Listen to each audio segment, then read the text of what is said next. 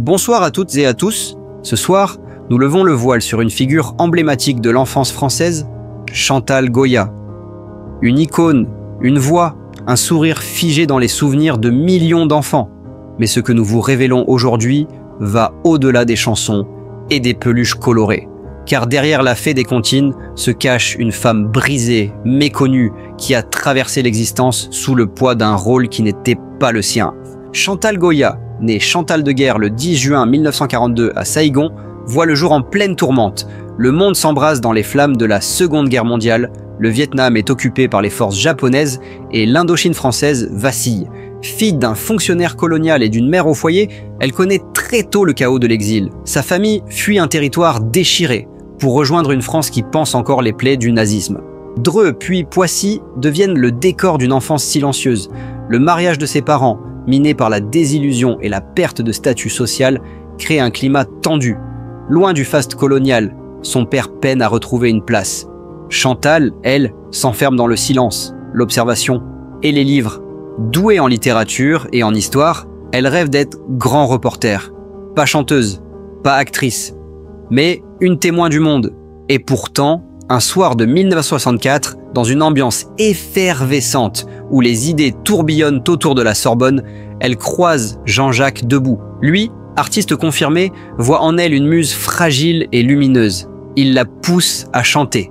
Contre son gré, Chantal résiste, hésite.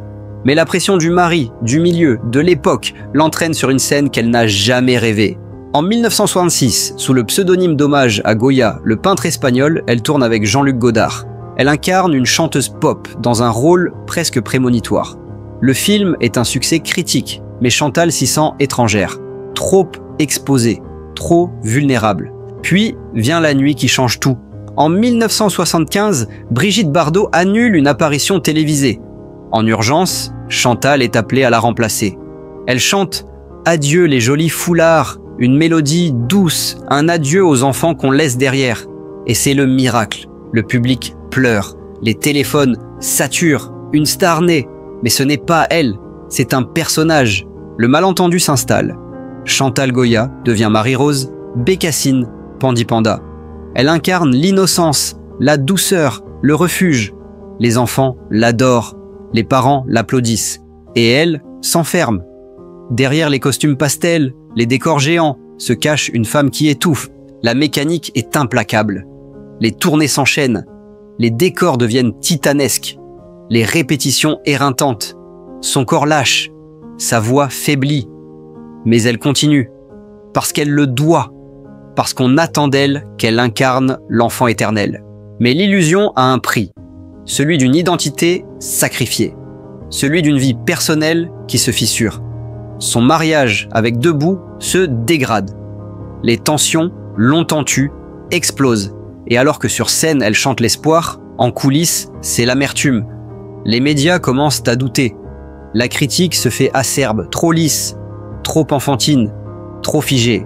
Dans les années 1990, l'effet Goya s'essouffle. Les spectacles attirent moins. La France a changé, les enfants aussi. La chanteuse pour enfants n'est plus en phase avec l'air du temps. Et c'est alors que la maladie frappe, une tumeur passée sous silence, des années de fatigue accumulées, des hôpitaux, des absences. Chantal se retire, mais elle ne disparaît pas. Lentement, elle reconquiert une parcelle de liberté. Elle parle, enfin, raconte l'enfance, l'exil, le mal-être, la solitude de la célébrité non choisie. Elle redevient Chantal, pas Goya, une femme blessée, mais lucide. Aujourd'hui, elle regarde en arrière sans haine. Elle comprend et pardonne. Elle sait ce qu'elle a été, ce qu'elle a donné et ce qu'on lui a pris. Le conte de fées de Chantal Goya n'était pas une illusion. C'était une réalité construite sur un paradoxe. Offrir du rêve tout en vivant un cauchemar silencieux. Une vie dédiée aux enfants, mais privée de la sienne. Un chant d'amour, chanté dans la douleur. Merci de nous avoir écoutés. Si cette histoire vous a touché, n'oubliez pas de vous abonner pour découvrir d'autres récits de vie cachée derrière les projecteurs. Chantal Goya, l'envers du décor d'un conte de fées devenu sacrifice. Le grand public se souvient de ses robes pastel, de ses mélodies enfantines, des animaux costumés qui sautaient autour d'elle sur scène comme dans une féerie figée dans le temps. Chantal Goya, la Marie-Rose éternelle, semblait incarner une France qui refusait de vieillir, une France douce, rêveuse, sans conflit. Mais cette image soigneusement entretenue cachait une autre réalité, bien plus âpre, plus humaine et surtout plus tragique. Car derrière chaque sourire, chaque note chantée pour des enfants émerveillés se cachait un combat intime, celui d'une femme qui a payé très cher le prix de son personnage. Tout commence avec Jean-Jacques Debout, le pilier invisible de l'empire Goya. Compositeur, architecte sonore et créateur de l'univers magique qui entoure Chantal, il est bien plus que son mari. Il est le cerveau du spectacle, l'homme derrière la marionnette. Ensemble, ils ont bâti un monde où les enfants pouvaient rêver. Mais dans l'intimité, ce rêve collectif est devenu une prison à deux. Travailler ensemble, vivre ensemble, porter à bout de bras une entreprise artistique dans un monde en mutation perpétuelle, la charge est devenue insoutenable. Le succès public masquait les failles privées. Les tournées, bien que lucratives à première vue, étaient des gouffres financiers. Mauvaise gestion, lourdeur administrative, coûts techniques exponentiels et un public qui changeait. Chantal Goya, femme de scène, se retrouva à jongler avec les contrats, à gérer des budgets, à devenir gestionnaire malgré elle. L'idéalisme des débuts se mua en obligation. Ce n'était plus la magie qui la poussait, mais la survie. Puis, le coup près. Jean-Jacques est diagnostiqué d'un cancer de la prostate. Le monde de papier mâché s'effondre. L'homme qui écrivait des rêves est soudain réduit au silence. Physiquement affaibli, moralement détruit. Il cesse d'écrire. Pire, il cesse de parler. Ce n'est plus un compositeur, c'est un fantôme domestique. Et c'est Chantal, inlassablement, qui le soutient. Elle devient soignante, infirmière, confidente. Tout cela en continuant de monter sur scène, habillée de rose, chantant « Bécassine, c'est ma cousine », comme si rien ne s'était jamais effondré. Mais ce n'est pas de l'abnégation, c'est un enfermement. Dans une confession rare, elle admet « je l'ai kidnappé » pour dire qu'elle l'a sauvé, extirpé du gouffre. Mais dans le même souffle, elle dévoile à demi-mot le prix de cette lutte. L'effacement de soi. Chantal Goya n'a jamais été simplement une artiste. Elle a été le pilier d'un monde bâti sur une illusion. Et cette illusion, elle l'a portée seule, même lorsque tout s'écroulait.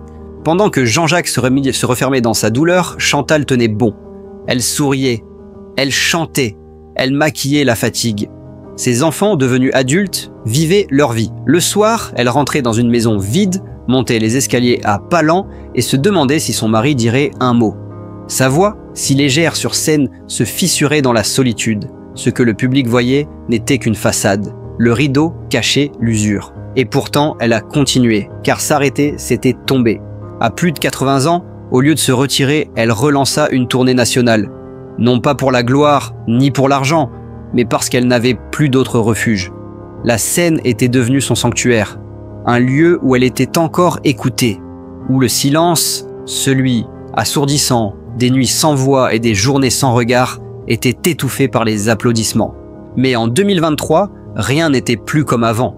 Le corps fatigué, le pas incertain, les vertiges fréquents. Chantal vacillait parfois sur scène, rattrapée littéralement par panda ou lapin, les marionnettes qu'elle avait autrefois animées. Ce détail, anecdotique en apparence, est en réalité d'une portée symbolique déchirante. Ce sont ses propres créations qui la soutiennent désormais. Elle aurait pu tricher, elle aurait pu faire semblant d'aller bien. Elle a choisi de montrer la vérité. Dans une interview à Télé 7 jours, elle admet avec une simplicité désarmante « Parfois, j'ai besoin d'aide pour marcher ». Elle ne cherche pas à attendrir, elle expose.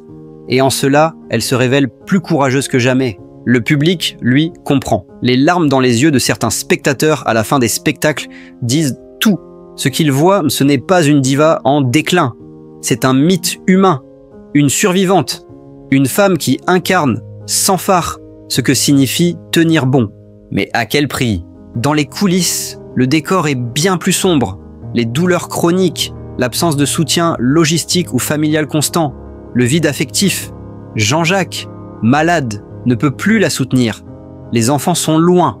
Et la production, bien que fidèle, n'est qu'une équipe de travail.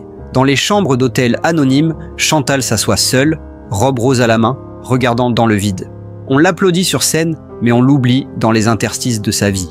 Pourquoi continue-t-elle alors? Par besoin vital. La scène n'a jamais été pour elle une question d'ego.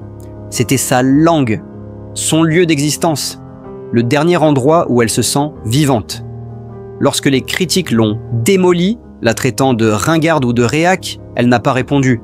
Elle s'est enfermée plus encore dans son rôle, comme pour dire « j'existe là où vous ne voulez pas me voir ».